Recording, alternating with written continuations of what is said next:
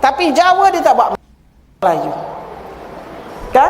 Marah orang Jawa kalau kita kata dia Melayu kan? Sebenarnya dia tu Melayu. Dia ada daripada campak, kita tahu cerita, tapi dia tak nak mengaku. Sebab kenapa? Kerana sistem pendidikan mereka begitu di sana. Kita tidak salahkan mereka, tapi sebagai pengkaji kita tahu apa yang benar.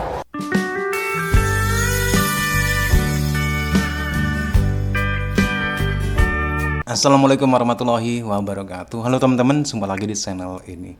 Oke, buat teman-teman yang klik video ini, saya harapkan mudah-mudahan teman-teman masih dalam kondisi sehat walafiat, dan jangan lupa dukung channel ini dengan cara like juga subscribe. Baik, di kesempatan kali ini saya mau reaksi satu buah video dengan judul "Benarkah orang Jawa itu adalah Melayu?" Oke, seperti apa videonya? Sebelum kita berkomentar, kita akan lihat dulu. Tapi Jawa dia tak buat Melayu. Kan? Marah orang Jawa kalau kita kata dia Melayu kan? Sebenarnya dia tu Melayu. Dia ada daripada campak, kita tahu cerita, tapi dia tak nak mengaku. Sebab kenapa? Kerana sistem pendidikan mereka begitu di sana. Kita tidak salahkan mereka, tapi sebagai pengkaji kita tahu apa yang benar. Assalamualaikum warahmatullahi wabarakatuh. Beredar video dari seorang profesor Malaysia yang menyatakan bahwa orang Jawa adalah berasal daripada Melayu. Sebenarnya konsep ini disebut dengan alam Melayu. Dunia Melayu atau alam Melayu adalah sebuah konsep atau ungkapan yang telah digunakan oleh berbagai penulis dan kelompok dari waktu ke waktu untuk menunjukkan beberapa gagasan berbeda yang berasal dari beragam penafsiran Melayu, baik sebagai suatu kelompok etnis, sebagai kategori ras, sebagai kelompok bahasa atau sebagai kelompok budaya. Namun, konsep alam Melayu, jika kita kaji lebih lanjut, maka istilah ini masih sangat kontroversial di luar wilayah berbahasa Melayu, dan karena itu dianggap bermuatan politik dan tidak bersifat budaya, artinya bukan murni budaya. Nah, jadi konsep politik. Alam Melayu, yang digembar-gemborkan di Malaysia, sebenarnya bermuatan politik, atau ada tujuan politik tertentu.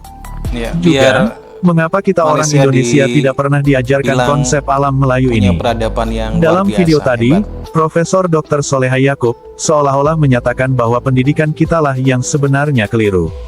Namun, sebelum membahas tentang perbedaan sejarah penduduk Nusantara antara Indonesia dan Malaysia, mari kita kaji terlebih dahulu bagaimana tahapan orang-orang yang datang ke tanah Nusantara ini. Penduduk Indonesia terdiri atas 1.340 suku, yang tersebar di seluruh wilayah Indonesia. Orang Jawa dan orang Batak menempati urutan pertama dan ketiga dengan jumlah populasi terbesar. Secara umum, suku-suku di Indonesia berasal dari dua subras, yaitu Proto-Melayu dan Deutero-Melayu. Teori ini disebut sebagai teori dua gelombang. Orang Jawa merupakan keturunan subras Deutero-Melayu, sedangkan orang Batak merupakan keturunan Proto-Melayu. Berdasarkan Wikipedia, dijelaskan bahwa Proto-Melayu sering juga disebut sebagai Melayu Tua, yaitu istilah usang untuk menyebut ras Malayan Mongoloid gelombang pertama, dari dua gelombang migrasi yang dulu diperkirakan terjadi dalam pendudukan Nusantara oleh penutur bahasa Austronesia. Mereka masuk diperkirakan pada tahun 2500 sebelum Masehi. Nah, berdasarkan ini, suku-suku yang termasuk Melayu Tua di Indonesia terdiri dari: di Sumatera, suku Renjang di Bengkulu, suku Kubu di Sumatera Selatan, suku Lampung, suku Nias di Sumatera Utara, suku Mentawai, Sumatera Barat, suku Kerinci, Jambi, suku Batak, Sumatera Utara, suku Enggano, Bengkulu, suku Gayo, Aceh, suku Sipiongot, Aceh, suku Alas, Aceh, dan suku Singkil, Aceh.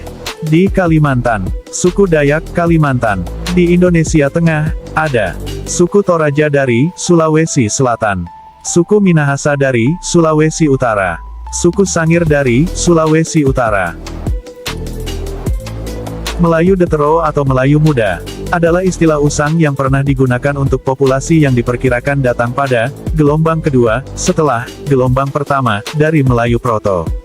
Populasi ini datang pada zaman logam, kurang lebih 1500 sebelum Masehi.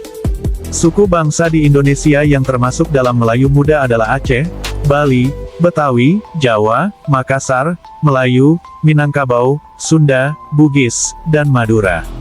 Kalau pendidikan di Indonesia kita mengenal istilah Austronesia, untuk menyebut ras kelompok manusia yang mendiami wilayah Nusantara, setelah sebelumnya diisi oleh ras Melanesia. Nah, Persebaran ras Austronesia, dalam wilayah yang lebih sempit inilah yang disebut di Malaysia sebagai alam Melayu. Di Malaysia, istilah Proto-Melayu masih digunakan untuk sebuah suku yang bernama orang asli. Jadi, mengapa sejarah di Malaysia dan Indonesia berbeda? Ini dikarenakan efek dari penjajahan, di mana istilah-istilah ini adalah konsep pengelompokan rasialisme cetusan bangsa barat bagi masyarakat di British Malaya yang kini menjadi Malaysia. Konsep alam Melayu itu sendiri, oleh para arkeolog telah disimpulkan bahwa tidak ada dasar arkeologis yang berarti, yang menunjukkan adanya perbedaan antara Melayu Proto dan Melayu Detro, sehingga teori ini secara resmi tidak lagi diakui penggunaannya. Nah, di Indonesia kita mengenal sebutan bangsa Austronesia atau suku-suku penutur bahasa Austronesia, yang adalah sekumpulan etnolinguistik atau gabungan berbagai etnis besar di benua Asia, khususnya Asia Tenggara, sebagian Oseania dan sebagian kecil Afrika yang memakai bahasa-bahasa dari keluarga Austronesia.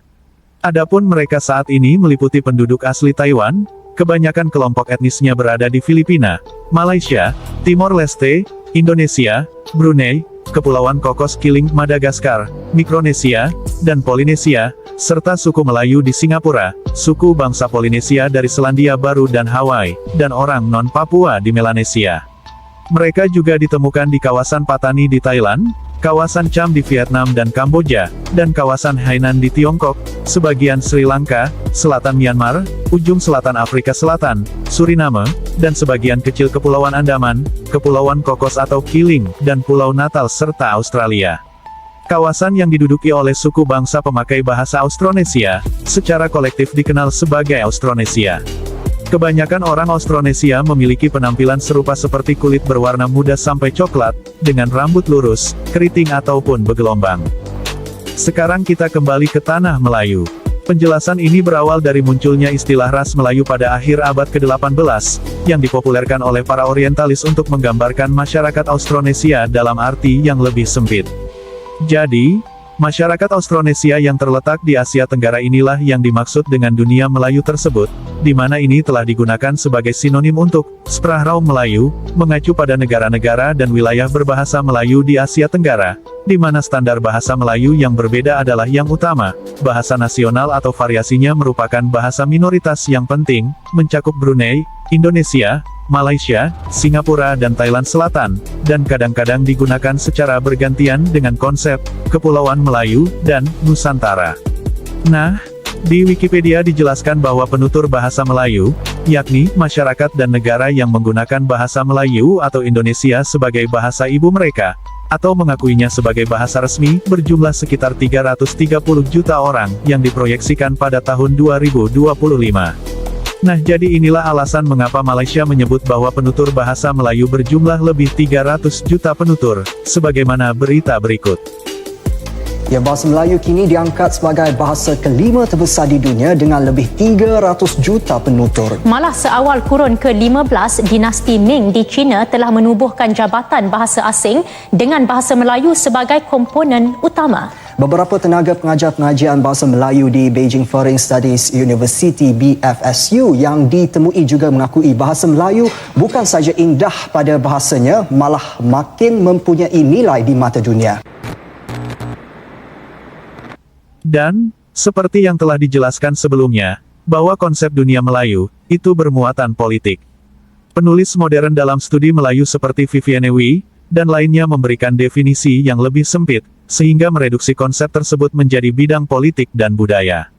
Vivienne Wei menjelaskan bahwa konsep tersebut merupakan konfigurasi ruang atau keterkaitan antara satu ruang dengan ruang lainnya secara menyeluruh atau kompleks, yang dihasilkan dari pola rangkaian kesatuan politik yang disatukan oleh sejarah Melayu, yaitu silsilah kerajaan tertentu. Wilayah non-Melayu lainnya adalah wilayah yang penguasanya tidak mengklaim dirinya sebagai bagian dari pohon silsilah tersebut. Misalnya, Aceh, terletak di ujung utara daratan Sumatera, namun para penguasanya ternyata tidak mengklaim diri sebagai bagian dari silsilah Melayu. Dan memang secara umum Aceh tidak dianggap sebagai bagian dari alam Melayu. Sebaliknya, baik teks asli maupun asing menunjukkan bahwa Aceh, seperti halnya Jawa, adalah musuh sejarah alam Melayu. Oleh karena itu, menempatkan diri di alam Melayu berarti memperoleh keanggotaan dalam jaringan aliansi politik tertentu. Jadi guys, Inilah bantahan terhadap argumen Profesor Malaysia tadi, yang menyatakan bahwa Jawa adalah Melayu.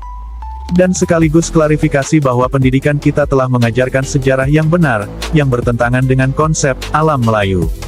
Sekian, semoga informasi ini bermanfaat. Oke teman-teman ya, demikian satu buah video yang menarik sekali. Benarkah orang Jawa itu Melayu? Seperti apa yang dikatakan oleh profesor-profesor dari Malaysia. Malaysia memang selalu kekeh bahwasanya semua yang ada di Indonesia itu adalah Melayu. Karena kenapa? Karena di Malaysia ada satu konsep, yaitu konsep alam Melayu, di mana semua yang ada di kawasan Asia Tenggara itu dimasukkan dalam konsep ini, konsep alam Melayu, konsep Melayu Mahawangsa. Jadi termasuk Jawa juga Melayu. Akan tetapi kalau kita berbicara tentang konsep alam Melayu di Malaysia, justru ini sangat bertentangan sekali sama definisi Melayu di Malaysia. Karena Melayu di Malaysia itu identik dengan Islam. Melayu Malaysia itu harus berbahasa Melayu. Melayu itu harus mengamalkan adat istiadat Melayu. Apakah suku-suku di Indonesia sesuai dengan definisi Melayu di Malaysia? Tentunya ini sangat kontra sekali. Tidak sesuai dengan definisi Melayu di Malaysia. Orang Jawa berbahasa Melayu, orang Papua juga berbahasa Melayu, tentunya tidak. Inilah makanya Indonesia tidak menerima yang namanya konsep alam Melayu. Konsep alam Melayu di Malaysia ini sebenarnya bermuatan politik. Agar konsep alam Melayu ini bisa diterima di seluruh kawasan Asia Tenggara, dan Malaysia dianggap punya satu peradaban tempo dulu yang luar biasa. Sekali lagi, bagi orang Indonesia, tentunya konsep alam Melayu yang dikeluarkan oleh Malaysia ini tidak sinkron dengan apa yang ada di Indonesia. Oke teman-teman ya, demikian satu buah video. Bagaimana nih menurut teman-teman? Silahkan teman-teman bisa berkomentar, dan jangan lupa like, subscribe channel ini. Terima kasih dan wassalamualaikum warahmatullahi wabarakatuh.